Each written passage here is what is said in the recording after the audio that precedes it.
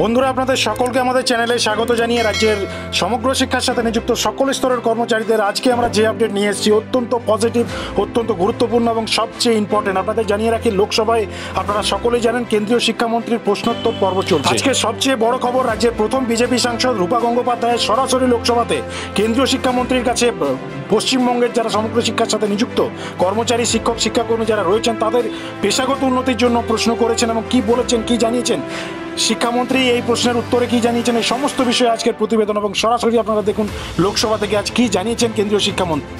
এবং তার সঙ্গে ছোট্ট একটা রিকোয়েস্ট, চ্যানেলে নতুন থাকলে এই ধরনের আপডেটের জন্য অবশ্যই চ্যানেলটিকে সাবস্ক্রাইব করে রাখুন। Trained for developing the relationship of a mentor with the student, and sir, kindly keep this in mind that para teachers salaries 10,000 per month, recruitment process is vague and job applicants are in dhanna for more than few years in some states.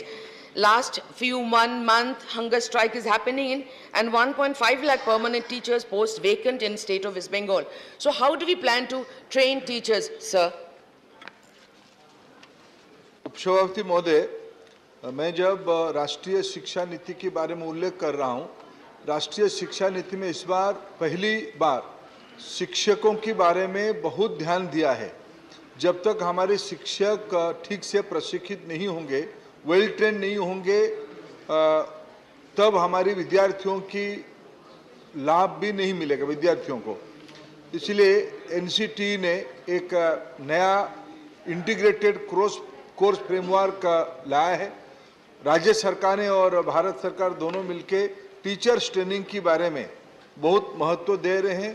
ये भी राष्ट्रीय शिक्षा नीति में अंतर्गत है, इसकी unfoldment हो रही है। बाकी सदस्य ने एक और पूरक प्रश्न पूछी है कि पैरा टीचर्स के बारे में क्या है। मैं आपकी अनुमति से सदन को एक विषय में अवगत कराना चाहूँगा।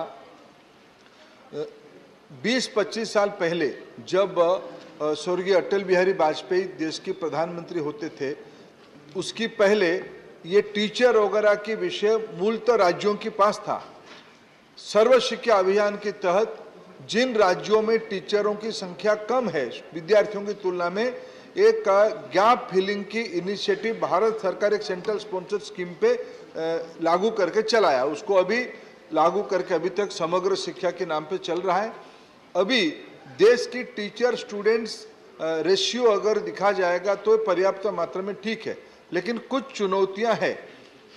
ये जो विषय पैरा टीचर की बात उठाएं, हम कोई नहीं चाहेंगे सदन में या देश में कोई नहीं चाहेगा कि भविष्य की पीढ़ी को पढ़ाने वाले विद्यार्थी टीचर अनट्रेंड हो।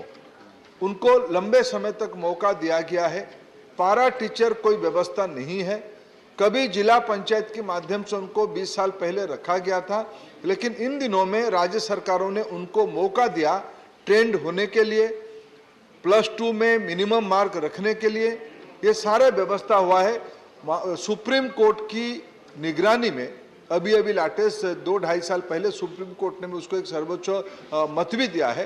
इसी आधारित पे लगभग राज्यों ने उस फॉर्मेट में आगे एक आधा राज्य राजनीतिक उद्देश्य या बाध्यता से रोजगार से विषय जुड़ा हुआ है और इसको एक तटस्थ एनार्किज्म पे चला रहे हैं। लेकिन भारत सरकार की स्पष्ट मत है उन लोगों के प्रति, और सुप्रीम कोर्ट ने उसको कहा है विद्यार्थियों को पढ़ाने के लिए, नई पीढ़ी को तैयार करने के लिए ट्रेंड टीचर ही होना चाहिए, इसमें कोई कॉम्प्रोमाइज नहीं होनी चाहिए। धन्यवाद। माननीय